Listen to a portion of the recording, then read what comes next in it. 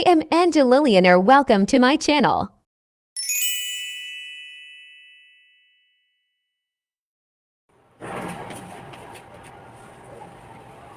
Ito yung cut sa likod. Yung na-pattern ko na na-cut sa likod. Yung gagawin natin, yung sa harap, ganito siya. Yung bawa sa harap is ganyan.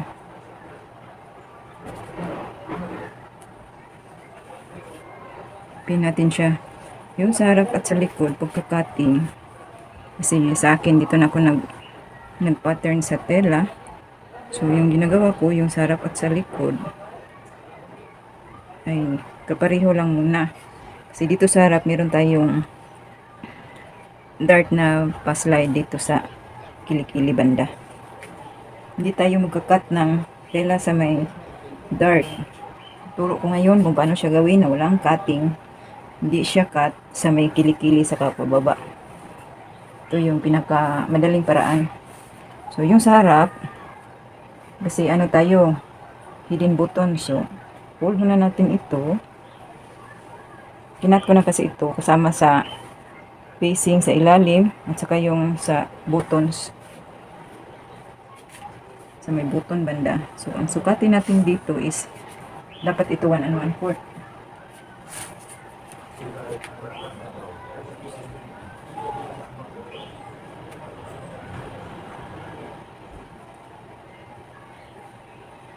Kasi kung 1 inch lang yung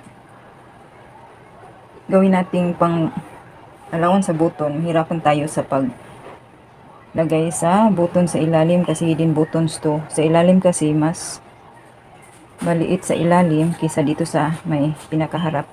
So, para madali yan, plancha natin yan. Para no need ka ng mag-pin kapag ka tinahi na. So, ganyan. So, 1 1/4 yan. Yan, 1 1/4. Tapos, tanggalin natin to sa likod banda. Tapos, ganyan. Ito yung sundan natin. Mag-fold na naman tayo para sa ilalim. So, sukat tayo ng 1 1/2. Tapos, fold. Pin muna natin siya para stable siya. 1 1/2. Tapos, pin.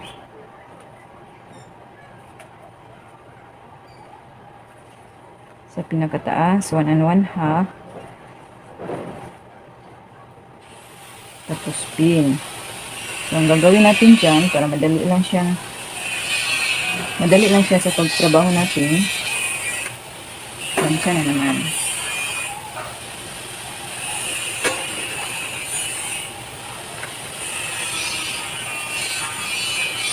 Ayan. Tapos, release natin.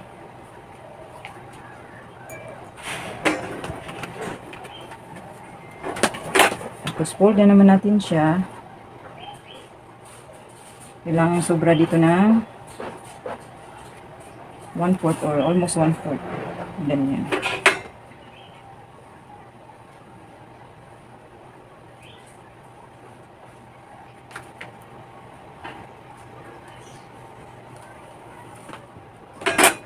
Ayan. So, ito, yun na yung facing natin sa ilalim.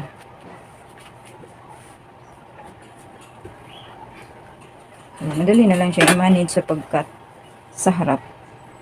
At no need ka na rin mag-line para sa trimmings. Ganun lang kasimple.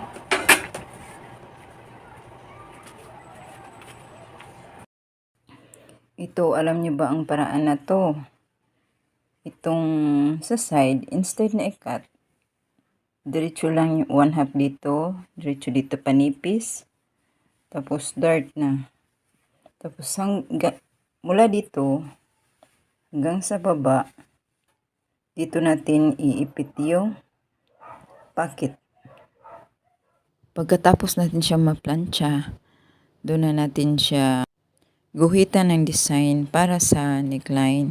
Iayos muna natin at i-check kung tama yung pagkaayos natin. Sa pag-button, dapat naka-align siya sa may bust point kasi para hindi siya bubuka kapag may buttons na. From shoulder down is 2 3/4. From side papasok, dapat lagpas siya ng 1/2 inch sa button allowance. This area is 1 3/4 ang sukat. From bust length taas tayo ng 3 1/2 distance yun ng buttons. Dito na side is pang standing collar na siya. Kung ano yung first distance ng buttons, ganun na rin pababa. Buttons align sa bust point, then akyat ng 1/2 inch para sa allowance sa pagtahi. Then connect na tayo doon sa top. After siya maguhitan, cut na natin para ma-finalize na natin yung cutting sa neckline. Itong kinat natin is yung sa harap lang ito ha, hindi kasali dito yung likod. Ito yung sa likod. Bago nyo i-cut, i-check nyo kung dalawang harapan lang yan. Baka maisali nyo yung sa likod, disgrasya yung cutting. Mauuwi sa replacement, so dagdag gastos mo yun. Kasi kasalanan yun sa nag-cut. Yung bust point, guhitan natin pa curve pa punta sa kilikili. Yun na yung magiging dart natin. Instead na mag-cut tayo, i-curve na lang natin siya para matipid tayo sa tela. Then continuous ipit natin yung pocket. Ito yung pocket gagawin natin. Yung first fold sa plancha, ito na yung guide natin para sa pagtahi sa trimmings. So, lagay natin doon sa may fold sa plancha, doon natin siya itahi. Dapat doon sa side na yun, yung may red na color, yun ang tatay natin doon banda. So, easy to manage na, hindi na tayo maggawa pa ng lines para sa guide. So, dire-diretso na yung trabaho natin. Then, tahiin na natin yung kabilang side sa trimmings.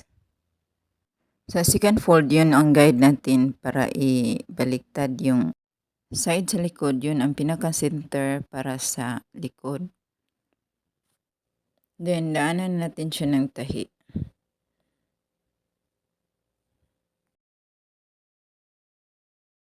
Sa may pinakadulo, bawasan natin yan para hindi siya makapal. Tapos pag binaliktad na, mag-pointed siya. Apakan natin ng tahi yung pinakalikod na part para hindi siya luluwa. Dapat yung sa harap lang yung makikita natin pag na-fold at na-plancha na.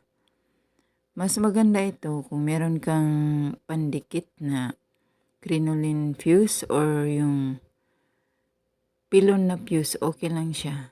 Para mas maganda siyang outcome kapag natapos na. Yan kasi plain cloth lang yan, hindi ko nalagyan ng fuse sa ilalim. Pagkatapos magtahi yung sa may neckline, tahi na natin yung sa may button line. Mga 1 1/4 yung apak natin sa may buttons. Ayan, at madali na rin siyang i-manage. Kung nakaplansya na siya, no need ka nang mag-pins. Dire-diretso na yung tahi. Hanggang dun sa ibaba na part. Ganyan lang ang ginagawa ko para madali siyang tahiin. Madali na siya sa trabaho. Ito na yung sa dart ang isusunod natin. Bale, ito na yung pagkatapos sa ilalim, ganyan siya. Malinis lang at manipis. Yung pocket, ihanda muna natin. So, yung folded na cloth, nakaslant siya. Yung marking sa pocket, kinuha natin siya from under waistline o yung lower waist.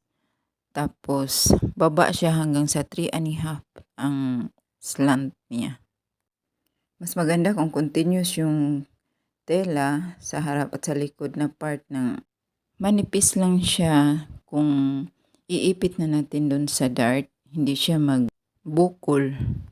Tapos itahi yung harap at sa likod na part ng pocket. tahian natin yung sa may back part para hindi siya luluwa kapag naka-attach na siya sa may dart. Kung saan yung dart, doon natin siya itapat yung fold. Yung naka-fold sa pocket, doon natin siya itapat. Tapos ipin natin siya para hindi siya kumawala sa tahi. Tapos stable na siya kapag nagtatahi na tayo. Nandun lang siya sa may alignment sa dart. Pagkatapos natin yan ipin, daanan na natin yan ng tahi. Doon tayo magsimula sa pinakababa. Tapos yung sa dart, ipin natin yan. Para dire-diretso na yung tahi natin. So, sa pinakababa, manipis na manipis lang hanggang doon sa markings natin sa dart. Doon na tayo mag-slide papunta sa waistline. Siguraduhin nyo yan na naka-align yung sa may pocket para hindi siya kakalas sa tahi. Then, hinto tayo sa may pinaka-bust point. Tapos, yung sa curve, unti-unti na natin siyang padaanan ng tahi. Yung manipis na manipis lang, mga 1/16. Tapos, unti-unti natin siyang ipalapad doon sa pinakadulo. Hanggang umabot siya sa dulo, half inch na yung pasada niya. Pagkatapos natin yan maitahi, meron niyang uusli ng mga half inch. Yun na ang i-cut natin para sa front armhole. Then i-flat natin yung sa may pocket. Then itahi natin sa side para magiging stable siya. Then sa kabilang side, iayos natin kapareho rin sa kabilang side, dun sa right side. Doon tayo magsimula sa may pinaka-curve sa may kilikili. Tapos ipanipis lang natin. Magsimula tayo sa 1/2. Dahan-dahan na natin siyang ipababa through sa markings natin. Doon natin siya itahi same sa kabilang side. Then yung mga sumubra na tela, ikat na natin siya para ihanda na sa pag-attach sa back. Pagkatapos natin maitahi doon sa may armhole, yung umuusli na tela, ipin natin yung both sides para isang cut na lang. Tapos markings natin para sa pag-cut, dire-diretso na siya. At ito na ang magiging front armhole natin. Tapos ma-attach natin, handa na natin yung pang collar niya. Ang collar niya is standing collar. Pero yung collar niya hindi yung pa-diretso. Dapat may curve siya para mag-form dun sa may harap. So, yung gagamitin natin, mas maganda yung may dikit. Yung usable na inulin yun.